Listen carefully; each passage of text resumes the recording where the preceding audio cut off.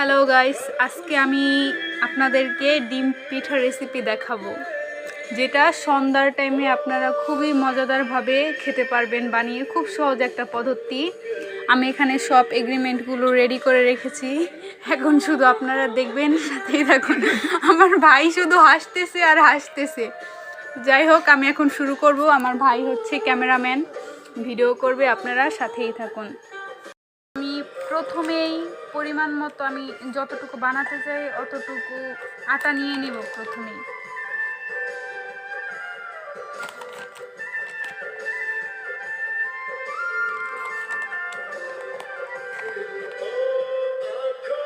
এবার আমি পরিমাণ মতো পেঁয়াজ এবং মরিচ দিয়ে দিব। আমি যেহেতু ঝাল বেশি খাই, এই জন্য কাঁচামরিচ একটু বেশি দিয়েছি। আপনারা চাইলে এর থেকে কমও দিতে পারেন, অথবা আরও ঝাল যদি আপনারা খুব বেশি পছন্দ করেন তাহলে আরও বেশিও দিতে পারেন। আমি এর ভিতরে 3টা ডিম দিয়ে দিব। ডিম ভাঙা না ভালো।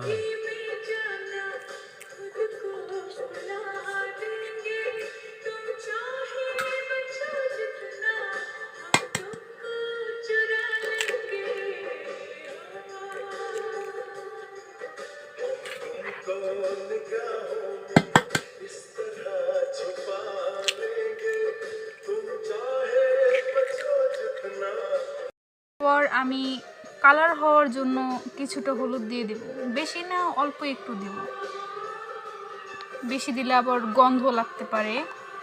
এরপর আমি একটু কালার এটাও কালারের জন্যই। এবার একটু আমি গুঁড়ো মরিচ দিয়ে দেব, এটাও হালকা দিব, বেশি দিব না। এরপর আমি পরিমাণ মতো পানি দিয়ে দিব এটার ভিতরে। এবার আমি একটু একটু করে পানি দেব এবং এটাকে ভালোভাবে মিক্স করব। মিক্স করে দেখব, যতক্ষণ পানি লাগে অতক্ষণ আমি একটু একটু করে দিতে থাকবো। পানি আরও লাগবে, তো দিতে থাকি। আমি অলওয়েজ গাইস, যে কোনো খাবার বানাতে গেলে আমি লবণ দেওয়ার কথা একদমই ভুলে যাই। আজকেও ঠিক তেমনই হয়েছে, আমি ভুলে গেছি। তো ভাগ্য ভালো যে আমি মনে করেন ভেজে ফেলিনি, এরকম অবস্থায় মনে পড়বে এরকমটা হয়নি। এখনই মনে পড়েছে যে লবণ দিইনি, তো এখন দিয়ে নিলাম। আপনারা এই ভুল করেন না আমার মতো। আমি অলওয়েজ এই ভুলটা করি, কখনোই আমার লবণ দিতে মনেই থাকে না খাবারে।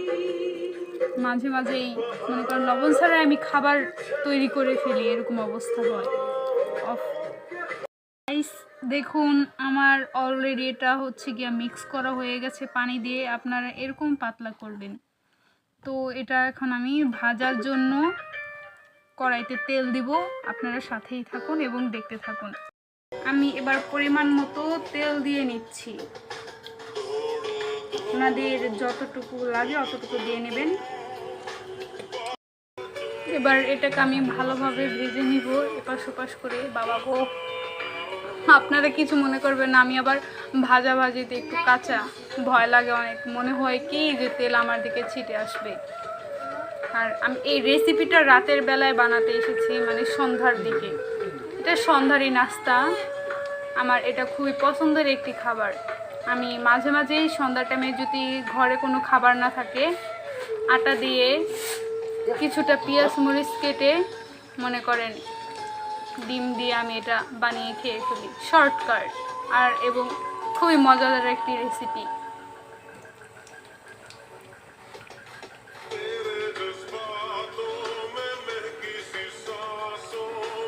ফুলে উঠছে কিছুটা, দেখছেন? আপনারা আসলে গাইস না খেলে বুঝতেই পারবেন না পিঠাটা কতটা মজাদার। সন্ধ্যার টাইমে খাওয়ার জন্য এটা একদমই বেস্ট একটা খাবার। আমার ভাইয়েরা সব দাঁড়িয়ে আছে দেখেন খাবার খাওয়ার জন্য।